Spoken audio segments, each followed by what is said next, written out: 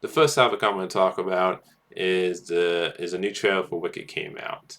Now, I thought the first trailer was great, and I'm really excited for this movie. I thought overall this trailer was fun. I wasn't blown away by the trailer.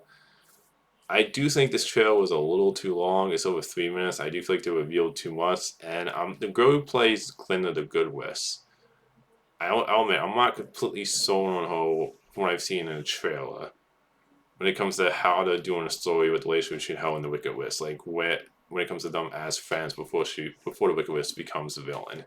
I'm not completely sold on that story from how it's being looked like it's handled in the trailer. But again, this is a trailer. But I'm still excited for this movie because overall I did like the trailer. Again, I wasn't blown away by the trailer, and I'm still excited by the idea of exploring the Wicked Witch and how she became the villain that she is, and that friendship between her and Glinda. So I think there's a lot there that could be really interesting. And like I said, this wasn't a bad trailer. I just wasn't blown away by the trailer. But overall, I'm still excited for this movie. And like I said, overall, I think this is a solid trailer, but not a great trailer. The next topic I want to talk about is the Lord of the Rings movie. A new Lord of the Rings movie has been announced with Andy Serkis directing, and it's going to be about Smeagol. It's basically an origin movie for his character, since he played Smeagol in the Lord of the Rings franchise. Now, I'm on two mindset of this. I'm happy that we're getting a new Lord of the Rings set in live action. I know there was articles coming out that the studio who owns Lord of the Rings wants to, make more movies, and you have the animated movie coming at some point. So it sounds like that obviously they're gonna make more movies. And look, I'm glad Andy Serkis is directing it because obviously he played the character, he knows the character the best. Like I said, I'm excited to see a new live action Lord of the Rings movie. But I'll admit, as much as I do love the Smeagol character, I love the world, I love the Lord of the Rings movies. I don't know if that's the most. If I would pick that character to do a origin movie on, I feel like you kind of saw enough of his story in all the movies. And look, I always say this with movies: just because the idea may not sound interesting when I hear it, that doesn't mean any circus can't take this idea and make something really interesting and fresh and unique about doing an origin story with this character.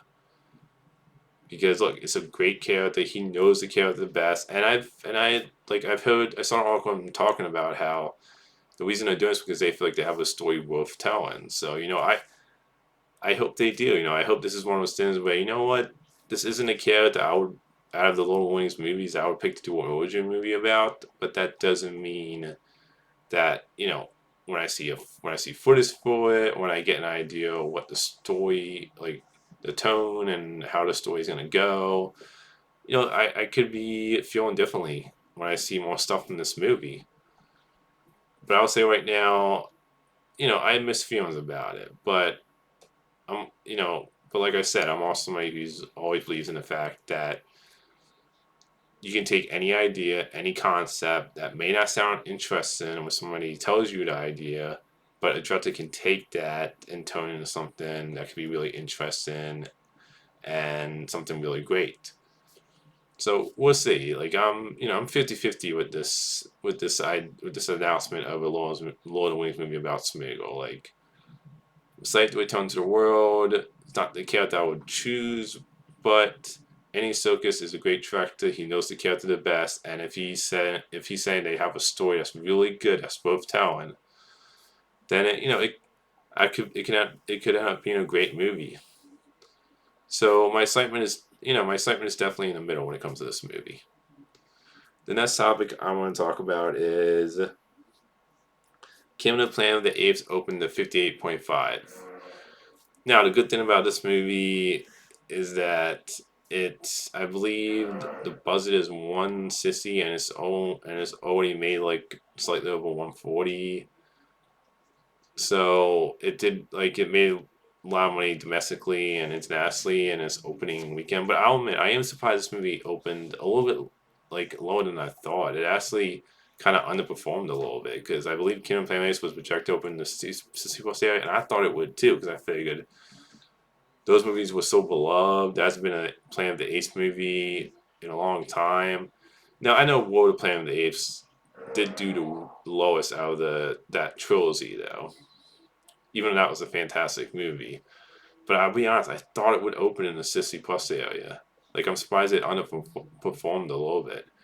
I definitely recommend you go check it out. Like I know reviews for it have been kind of like people saying it's good, but not as good as that trilogy, which I can totally see that. But I really love the movie personally, and I think it's definitely worth checking out in theaters. And like, I'm surprised that it didn't open in the city area. Like it did a little bit less than I thought it would.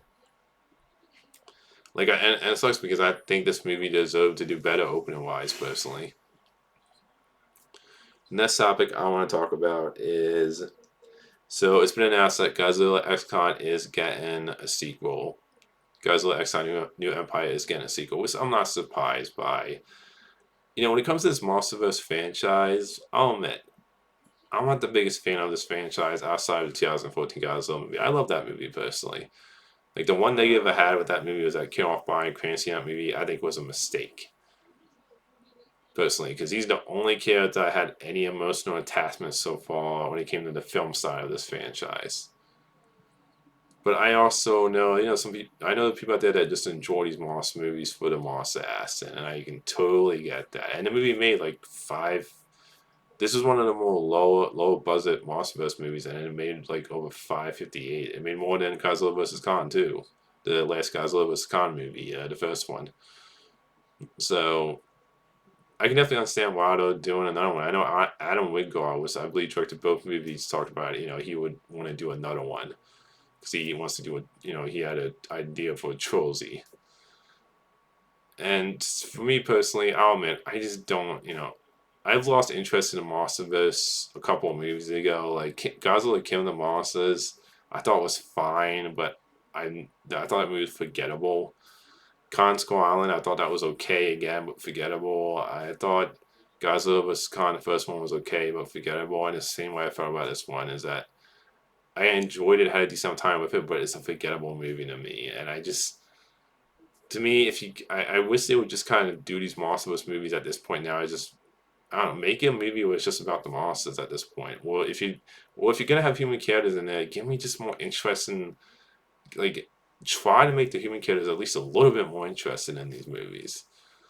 Because like I know some people will I know when this movie came out, people were comparing it to saying, and I totally look. I think you can have both. You can have a fun monster movie that people just want to go to it and see monsters fight. And you have good Godzilla minus one, the gritty, dark, serious tone war like the 2014 Godzilla movie. But for me personally, I want to see him go back to that tone of the 2014 Godzilla movie. Because one of the other issues I've had with this franchise is it's gotten more cartoony and goofier as this franchise has gone along. I mean, I know Adam Wingard said he also that's addressing the leading tours, and I just personally, it's not addressing I find interesting. But I'm happy for people that enjoy to love the movie, and I know there's a lot of people out there that do really have fun with these MonsterVerse movies when it comes to just looking for monster ass. And so, I'm happy for the people that are getting the movie for this, but I'll admit, I have zero excitement for Godzilla X Khan New Empire sequel, personally. If they maybe go back to the tone of the Godzilla 2014 movie and actually try to put some effort into giving me some at least interesting human characters, yeah, I'll be excited, but this MonsterVerse, I kind of tapped out, like, when you got to Godzilla King of Monsters and beyond, so, like, I'm more excited for the Legacy of Monarch show with season 2 than I am for the MonsterVerse movies right now.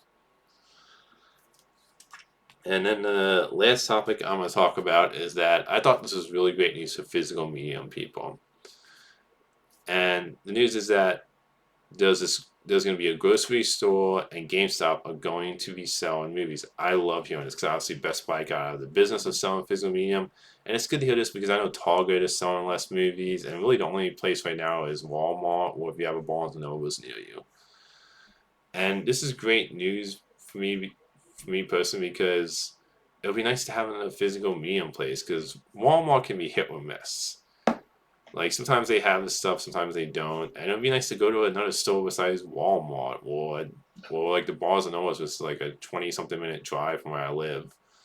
It'd be nice to like have another place, and it's definitely interesting. GameStop is the place to be doing it. Like I know at my when I said I can't remember the name of the grocery store, but some grocery store is going to be selling movies, but I know at my Giant they have a little whack when it comes to like movies on both sides. Which that makes sense now. But it's just good to hear that. I think physical medium isn't what it used to be. I don't think it's ever going to go back to what it used to be because you have everything digital now plus streaming services.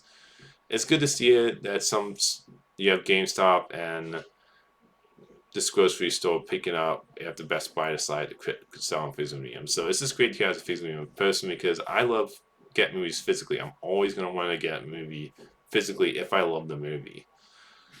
Like for me personally, I love owning the movie and also with the bonus pieces on movies too. I love getting that stuff with it too. So this is great news for physical medium fans. So that's all the movie topics today. Until next time, movie fans.